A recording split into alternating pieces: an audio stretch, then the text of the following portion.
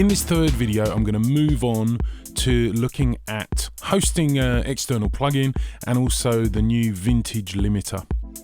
So I'm quite happy with the sound of my track so far.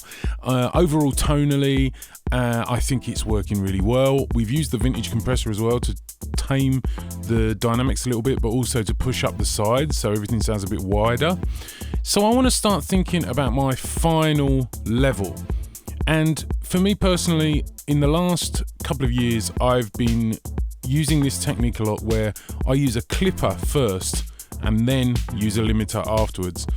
My reasoning for this is that generally I find that limiters tend to sound better when they're not working so hard, and I like to use the clipper to get the level of the track pretty close to where I want it to be, and then bring the limiter in to do the final push and to even it out a little bit. So I've decided to use the Casual K-Clip, and this is an external plugin. So I've inserted this external plugin into this slot here. The K-Clip is a fantastic, really affordable clipper. It sounds really good. Essentially, all it does is it increases the gain, and then we've got control over how it clips. And if you're finding that it's a bit too distorted, it's a bit too snappy, you can turn up this soften control to soften the clipping. Essentially, it functions like a knee. If you look in the manual on the Casual website, they've got some diagrams showing you what happens to the waves when you use the soften control. Now, let's turn this on and see what we get. It's going to jump up quite a lot in level.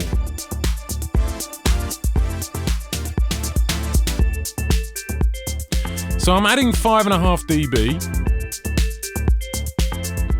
I'm softening it by 45%. The quality here is oversampling, so it's 16 times oversampling. I've turned the output down by 0.1 dB, but I'm also using the guard with a ceiling of 0.3 dB. If I try to turn up the gain a little bit more.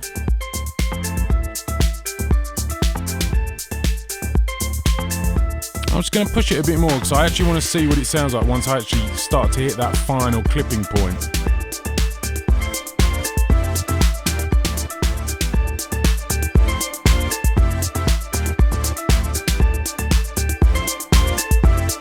So that is clipping now. It's a little, yeah, it's a little on the distorted side, so I'm going to back off. I'm going to split the difference. You can host audio units on the Mac and VST as well on the Mac or under Windows. Having this functionality is really, really useful because there are certain plugins that I like to use for very, very specific jobs. So I really find this addition to Ozone, it's been in since Ozone 6, I really, really find it useful. So I'm using my clipper to get my level up pretty loud there. So now I'm going to bring in the vintage limiter. And this is one of the new vintage modules in Ozone 7. It strikes me as being quite similar to in the original maximizer. There was a tube mode that was added in Ozone 6.1, and it kind of reminds me of that. It's very similar in as much as it can really give you lots of loudness, and it doesn't sound super crunchy and distorted unless you really, really overdo it. So let's turn it on and see what we can get.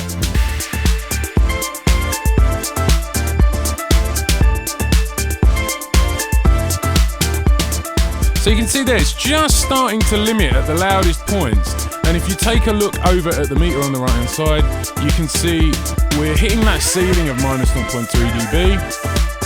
But we get an RMS of between 6.5 and 7.5 dB, minus 6.5 and minus 7.5 dB. And that's pretty loud.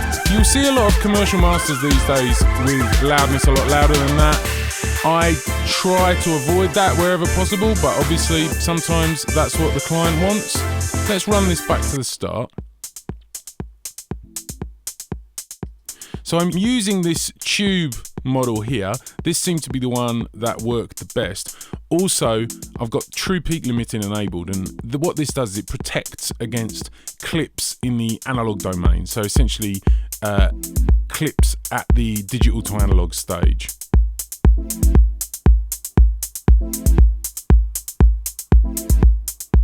So overall for me so far it's sounding good. I want to see what this sounds like once some of the other elements of the track start coming in.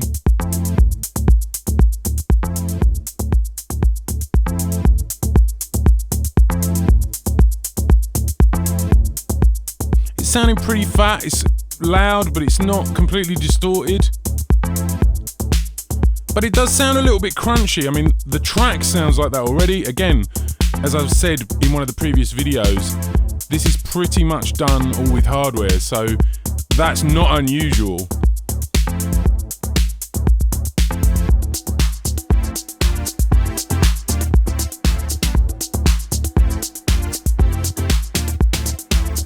I could possibly even back this off a bit.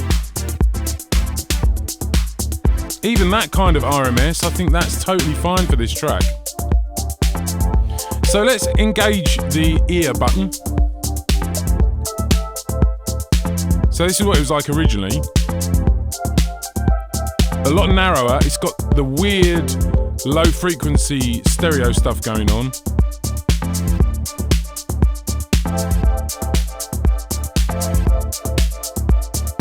So much brighter with my processing. Sounds a little bit saturated. I actually quite like that.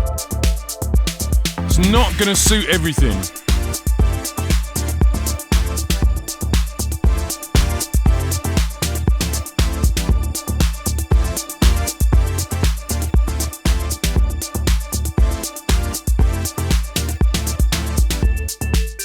So I'm at that stage now where I'm starting to look at the kind of finishing touches. I think we need a bit more of a low mid cut there.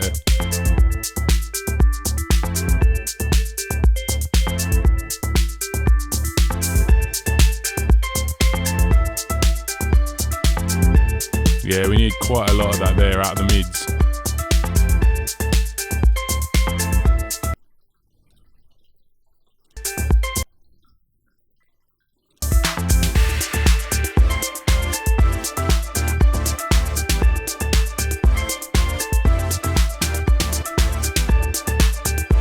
Yeah, I think that's working quite well.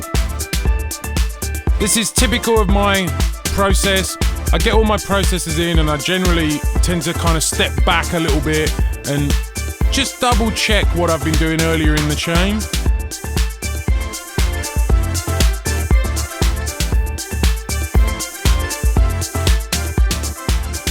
So let's just check out one of the last things I want to look at, and this is another new feature in Ozone 7. This is the Codec Preview. And by using this, we can get an idea of what our music's going to sound like when it's encoded for compressed audio, either as an MP3 or an AAC. So, to give you an example, if we use MP3 at 128 kbps, this is the same as the compression that's used to stream music on SoundCloud.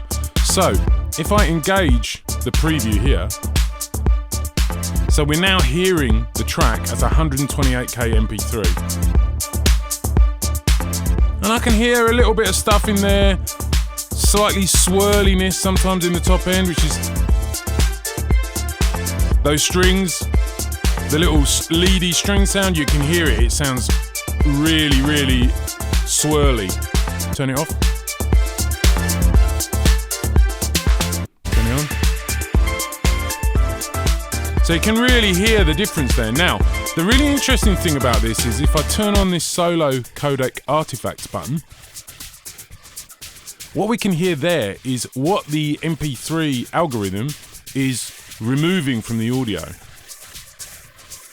So you can hear there's a lot of stuff, there's a lot of information coming out of the audio as part of the compression process.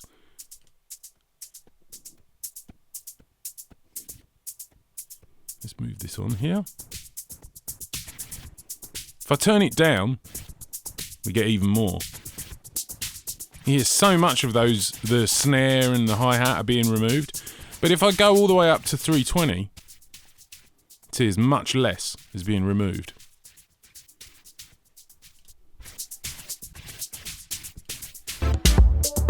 So by using that, we can get an idea of what it's going to sound like in its compressed form. Now, speaking personally, I'm not sure how useful I think it is to master or mix based on what your track is going to sound like once it's an MP3 or AAC. But I do think it's a useful feature to have, just to get an idea of what lossy compression is doing to your music. But for me personally, I'm not going to make my mixing or mastering decisions based on what it's going to sound like once it's compressed, because I think those kind of things change a lot. And I think it's a bit of a mistake to allow that to rule your decisions when you're mastering or mixing. So that's brought us to the end of this little series of videos. I hope you found this really useful. I think Ozone has been a really good value for money package for a long time. I think 7 in particular has added so much good stuff in these vintage processors. And if you use them in combination with the regular processors and your own plugins, there's no reason at all why you can't achieve really high quality masters. So thanks for watching, and I'll see you again soon.